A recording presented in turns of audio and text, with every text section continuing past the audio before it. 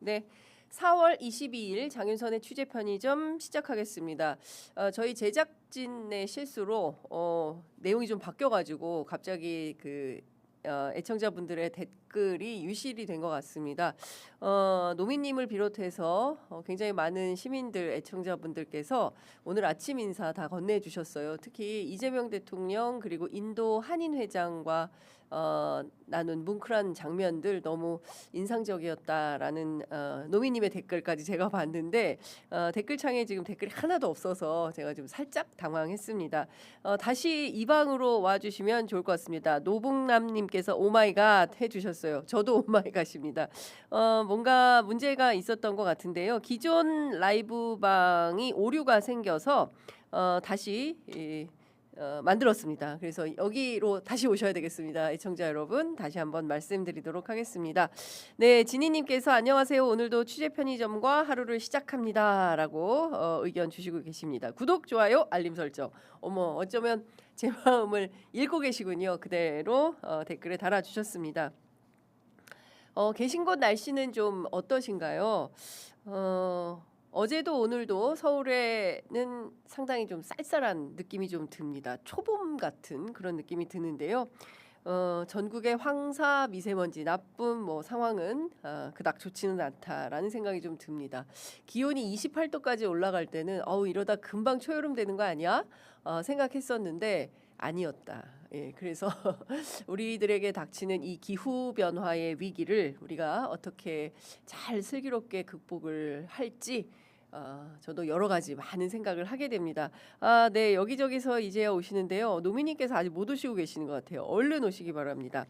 저희가 오늘 준비한 단독 취재 있습니다. 어제 세게 취재했습니다. 관련된 내용 하나도 놓치지 않고 여러분들께 다 취재한 내용 보도해 드리도록 하겠습니다. 첫 번째 준비한 소식 우선 영상으로 만나보시겠습니다.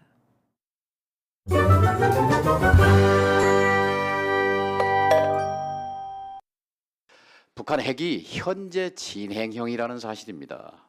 그러니까 오늘 이 시각에도 째깍째깍 북의 핵 능력은 커지고 있습니다. 엊그저께 3월 2일 날 IAEA 이사회가 있었습니다. 여기서 그로시 사무총장이 북핵에 대한 상황 보고를 했는데 굉장히 심각한 보고였습니다. 무슨 얘기냐? 영변에 있는 5메가와트 원자로가 지금 7번째 주기를 조사하고 조사 활동 그걸 이제 쏜다는 얘기죠. 이게 가동이 지속되고 있다. 25년 1월 달에 시작됐는데요. 지금 이제 1년 넘었죠.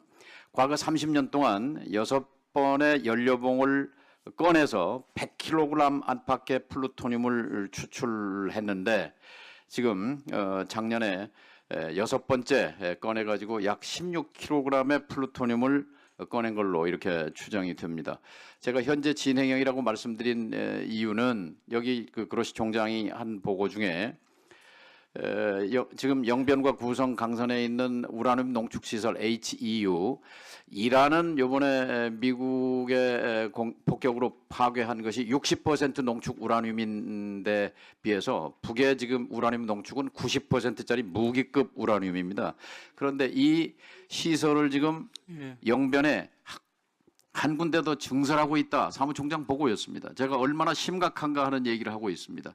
그래서 대통령 말씀의 핵심은 이것을 우선 중단시키는 것, 스톱시키는 것이 핵심이다 하는 것이 대통령 말씀의 본질이었다 하는 설명을 드립니다.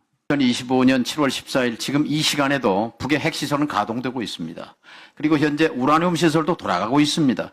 영변에 한 군데 더 짓고 있습니다. 구성 강선에 있습니다. 4군데 우라늄 시설에서 많게는 2,000kg, 적게는 1,300kg의 고농축 우라늄을 이미 추출해서 갖고 있는 걸로 알려져 있지 않습니까?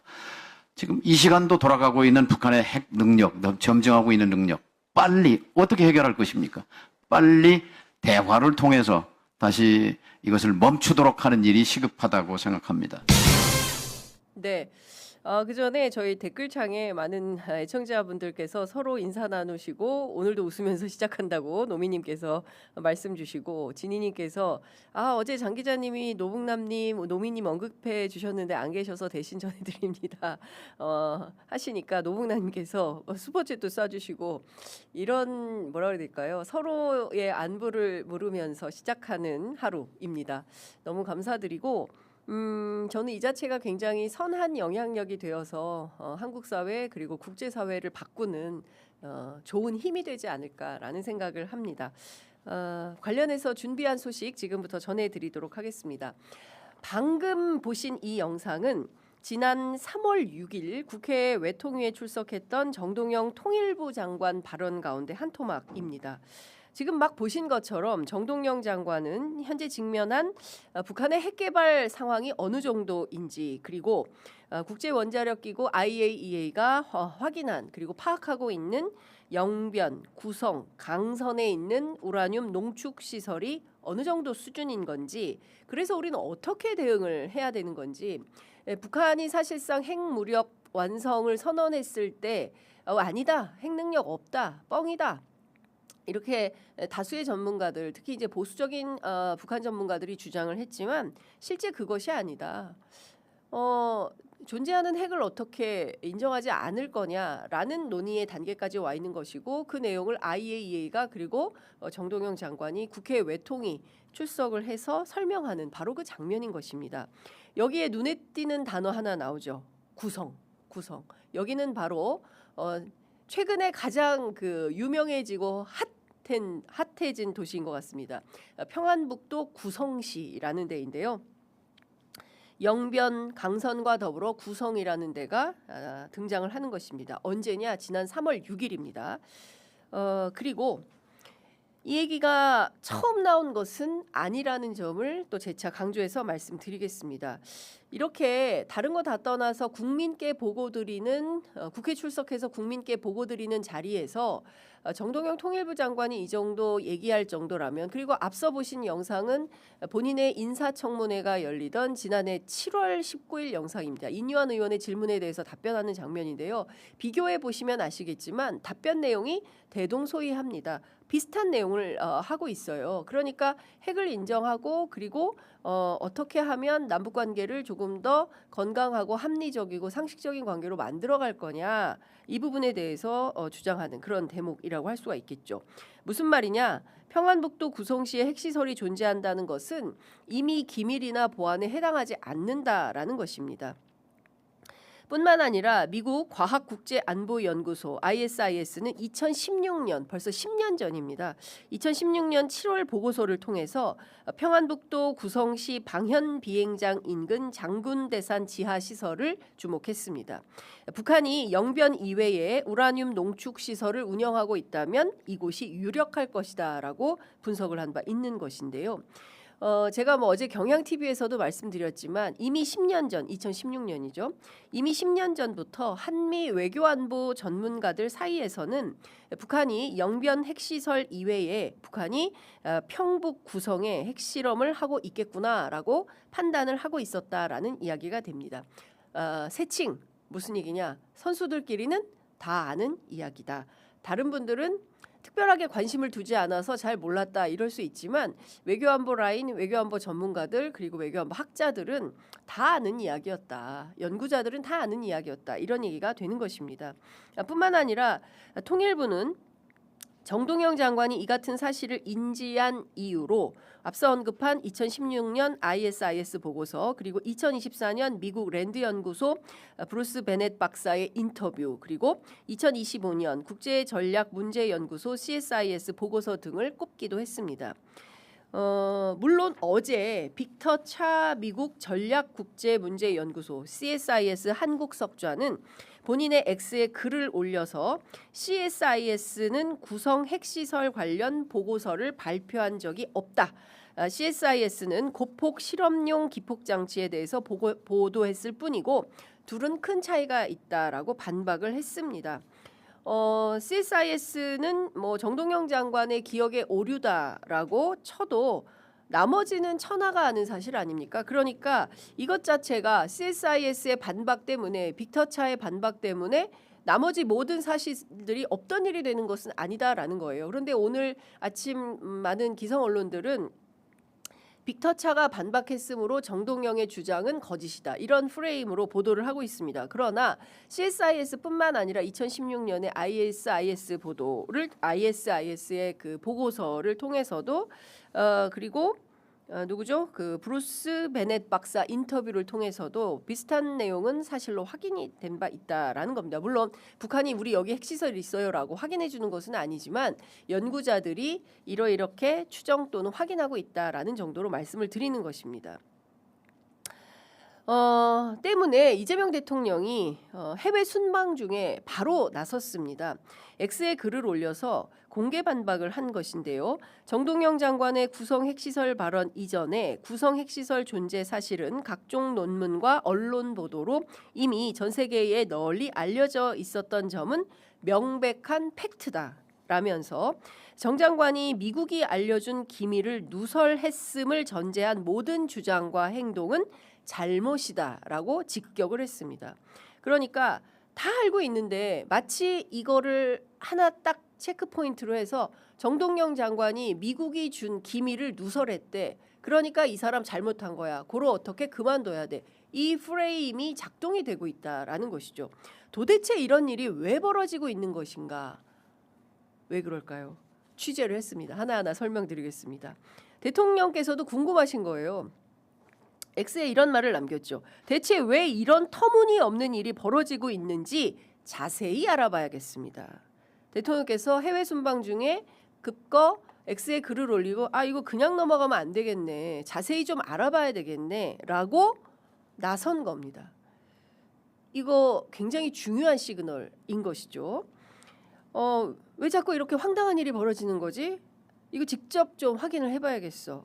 관심과 결심으로 들립니다. 보통 심각한 일이 아닌 거죠. 제가 보기에는 인도 거쳐 베트남, 오늘 베트남으로 도착하셔서 또롬 당서기장 만나는 것을 비롯해서 비즈니스 포럼에 이르기까지 다양한 일정들이 예정되어 있고 모두 3박 4일의 일정을 마무리하고 귀국할 예정인데요. 귀국하시면 어떤 것부터 살펴볼까요?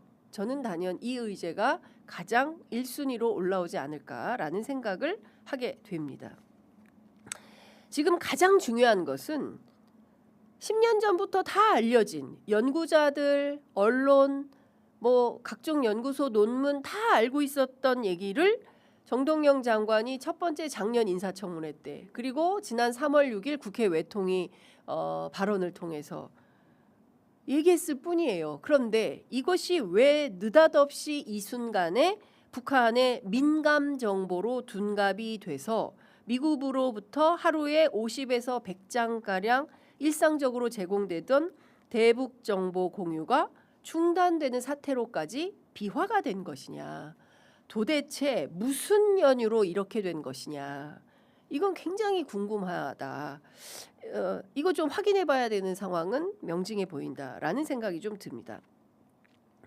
제가 글을 쓰고 나서 이 세 줄 사이에도 확인해야 되는 팩트가 꽤 있다라는 생각이 좀 들었습니다. 첫 번째, 대북 민감 정보가 아니라는 것은 우리도 알고 미국도 알고 그렇죠? 서로가 다 아는 사실이니까 일단 이거는 패스해야 될 것 같습니다. 일단 대북 민감 정보는 아닌 거죠. 우리 언론들이 이걸 정동영 장관의 평북 갑자기 어디지? 이 도시를 얘기한 것이 마치 민감 정보인 것처럼 둔갑시켜서 이야기를 하고 있지만 그것은 사실이 아니다라는 점을 말씀드릴 수 있는 것입니다. 그렇다고 한다면 미국으로부터 하루에 50에서 100장가량이 일상적으로 제공이 되던 이거 자체가 이거는 공개돼도 되는 것인가? 그리고 미국이 왜 느닷없이 정동영 장관의 발언을 문제 삼아서 대북 정보 공유를 일부 제한하겠다는 입장을 천명한 것일까? 이것도 궁금하죠. 일단 동아일보 4월 17일자 보도를 좀 보겠습니다. 동아일보는 16일 한미 소식통을 인용해서 정동영 장관의 구성 핵시설 발언 이후 미국 측은 여러 채널을 통해서 민감 정보가 외부에 공개된 데 대해 우리 정부에 강하게 항의했다고 소개했습니다. 여기도 민감 정보라고 나오죠. 또한 이 소식통은 미국 측이 한국과 공유한 정보가 외부로 공개된 데 대해 불만을 갖고 있는 것으로 안다라고 전하기도 했습니다. 그러니까 무슨 얘기냐면 한미가 서로 공유한 비밀 정보, 기밀 정보를 정동영 장관이 외부로 유출해서 매우 불쾌감을 갖고 있다라는 인상을 줍니다. 한미 간 정보 기밀에 해당하는 내용을 국무위원인 정동영 통일부 장관이 국회 외통위 출석해서 대국민 전 세계로 다 공개해버렸다. 이거 안 되는데 이런 주장을 하고 있습니다. 그런데 다시 말씀드리지만 평안북도 구성시에 핵시설이 있다라는 것은 이미 10년 전 얘기라는 점입니다. 그렇다면 여러분들께서는 미국의 이런 태도를 납득하실 수 있으십니까? 관련해서 조금 더 취재를 해봤습니다. 그랬더니 몇 가지 특이한 점들이 드러났습니다. 첫 번째, 정동영 통일부 장관에 대한 부정적인 언론 보도가 몇 차례 반복되고 있음이 확인되었습니다. 보수 일간지 중심으로 부정적 여론 확산용인가? 라는 생각이 좀 들기도 하는데요. 하나하나 살펴보도록 하지요. 지난해 12월 9일 중앙일보에 단독 보도가 실렸습니다. 미국 대사대리 정동영 면전서 트럼프 대북 협상 압도적 우위 원해라는 제목의 기사입니다. 어떤 내용이냐면 당시에 있었던 케빈 킴 주한미 대사대리가 지난해 11월 25일 정동영 통일부 장관을 만나서 북한이 계속 협상에 나서도록 하면서 실질적 성과를 내려면 협상력 확보가 중요하다. 트럼프 대통령은 압도적 우위에서 북한과 협상하기를 바라고 있고 또 이것을 위해서는 제재는 유지하고 또 인권 문제를 강조할 필요가 있다. 여기서 인권은 북한 인권 얘기를 하는 것이죠. 강조할 필요가 있다. 트럼프 대통령이 제재를 협상의 중요한 수단으로 활용하려고 한다. 등등의 내용을 밝혔다는 것입니다. 그런데 이 내용이 언론에 그대로 리크가 된 겁니다. 이것이야말로 사실은 기밀이 유지가 되어야 되는 아주 중요한 내용 아니겠습니까? 그런데 이 내용이 어떻게 언론에 나오게 됐을까요? 저도 지금은 알 길이 없습니다. 그러나 제가 확인을 또 취재를 해봤더니 어떤 내용이 나오냐면요. 이 내용이 기사로 나간 다음에 케빈 킴 대사대리가 엄청나게 항의를 했다라는 후문이 외교안보 전문가들 사이에 꽤 퍼져 있더라고요. 외교안보 고위 당국자가 언론계 고위 인사들과 한 밥자리에서 이 내용이 흘려졌다라는 것입니다. 이거보다 조금 더 상세한 내용을 제가 취재하기를 했는데 오늘은 여기까지만 공개를 하도록 하겠습니다. 저도 여러 가지 추이를 보면서 추가 보도를 하도록 하겠습니다. 일단 이렇게 팩트를 전해주신 분이 있고요. 또 하나는 이런 유사 언론 플레이, 언플이라고 하죠. 언플이 한두 번이 아니라는 점에 있다고 외교안보 전문가들이 입을 모으고 있습니다. 정동영 저격 기사가 은근 나오더라라는 것인데요. 그렇다면 왜 그러는 거지? 의구심을 또 갖게 된다는 것입니다. 관련해서 살펴보니까 또 이런 기사도 있었습니다. 마찬가지로 중앙일보 단독 보도인데요. 정동영 북적대성 완화 이틀 뒤 김정은 한국 불변의 적이라는 기사입니다. 이 기사는 정동영 장관이 무능하거나 좀 오판하고 있는 거 아니야? 라는 비판의 기사입니다. 4월 6일자 보도인데요.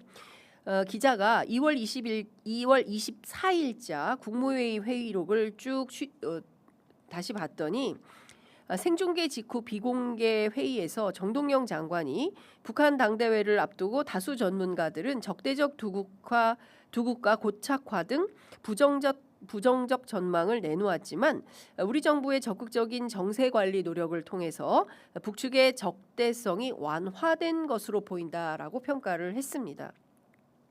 그런데 공교롭게도 국무회의 이틀 뒤에 김정은 북한 국무위원장이 총화 보고를 통해서 한국은 철저한 적대국이다. 영원한 적이다. 불변의 주적이다. 이렇게 밝혔다라는 것입니다.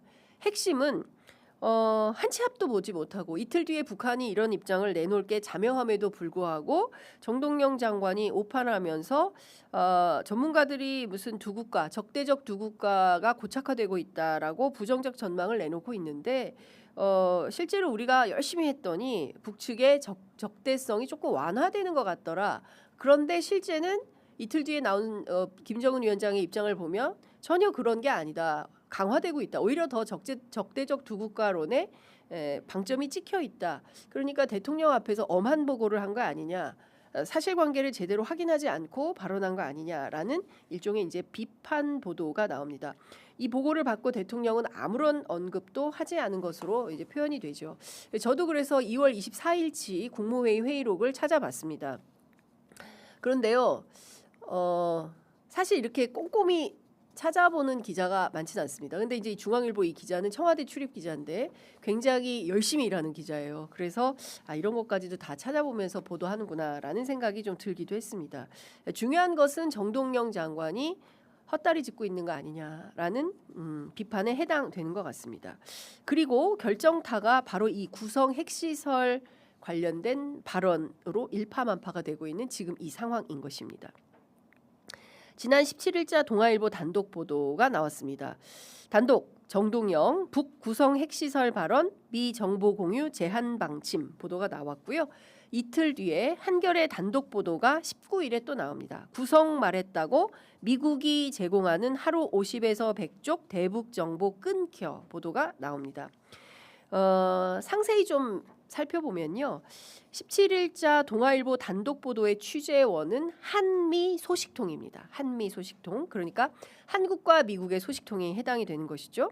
그리고 한겨레 단독 보도의 취재원은 여권 고위 소식통입니다. 통상 기자들이 당국자, 핵심 당국자, 고위 당국자 이렇게 구분을 해서 익명 보도를 합니다.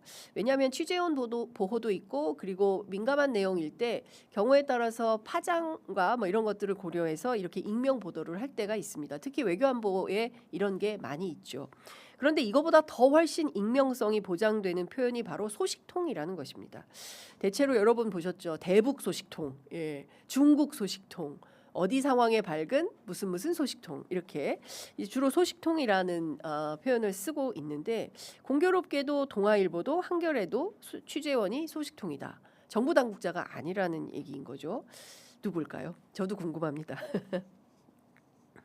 네, 중요한 것은 연거푸 정동영 장관의 정보 유출로 미국이 정보 공유를 제한하기로 방침을 정했고 심지어 하루에 50에서 100쪽씩 매일 오던 정보가 끊겼으니 이걸 어쩌면 좋냐. 결국에는 정동영 책임론이 강화되는 국면이 전개되고 있는 것입니다. 그래서 20일 대통령이 직접 순방 중에 X에 글을 올리고 진화에 나선 게 아닌가라는 생각이 좀 듭니다. 여기에서도 여러 가지 좀 살펴봐야 될 것이 있습니다. 첫 번째, 미국에서 대북 정보가 하루에 50에서 100쪽씩 매일 왔다. 여러분 알고 계셨습니까? 저는 이번에 처음 알았습니다. 한겨레 보도로 미국에서 대북 정보가 하루에 50에서 100쪽씩 매일 오는구나 라는 사실을 처음 알았습니다. 관련해서 전직 통일부 고위 당국자인 외교안보 전문가에게 직접 전화를 걸어서 취재했습니다. 하루에 50에서 100쪽씩 매일 옵니까? 미국에서. 그랬더니 첫 번째 들려오는 화답은 이것도 과장이다라는 입장이었습니다. 또한 국내에서 미국 측으로부터 오는 대북 정보를 취급하는 기관은 1번 국정원, 2번 국방부, 그리고 3번 청와대 안보실이 관련 내용을 공유받는다고 확인을 해주었습니다. 미국에서 정보가 오면 1차로 받는 것은 국정원 국방부고 국정원 국방부에서 받은 정보를 어디로? 청와대 안보실이 공유를 받을 수 있다. 이렇게 확인해 주었습니다. 그러니까 무슨 얘기냐면 정동영 장관이 있는 통일부는 매일 오는 대북 정보를 직접 받는 부처는 아니다라는 것이죠. 저도 이 내용을 어제 처음으로 알았습니다. 취재 편의점 단독 보도인데요. 그렇다면 이건 어떻습니까? 매일 미국으로부터 50에서 100쪽씩 한국에 대북 정보가 온다. 이 사실은 공개해도 되는 걸까요? 관련해서 이 전직 통일부 고위 당국자는 이런 표현을 씁니다. 지금까지 단 한 번도 언론에 이런 방식으로 외교안보 핵심 정보가 공개된 바가 없다라고 설명합니다. 그리고 이렇게 덧붙였습니다. 통일 외교 안보 라인은 늘 갈등이 있다. 노선 싸움도 한다. 이게 좋은가 저게 좋은가. 그렇다고 보수 언론에 이런 내용을 흘려서 누군가를 골탕 먹이려 한다는 것이 과연 있을 수 있는 일인 것이냐. 결단코 있어서는 안 되는 일이라고 매우 강도 높게 비판을 했습니다.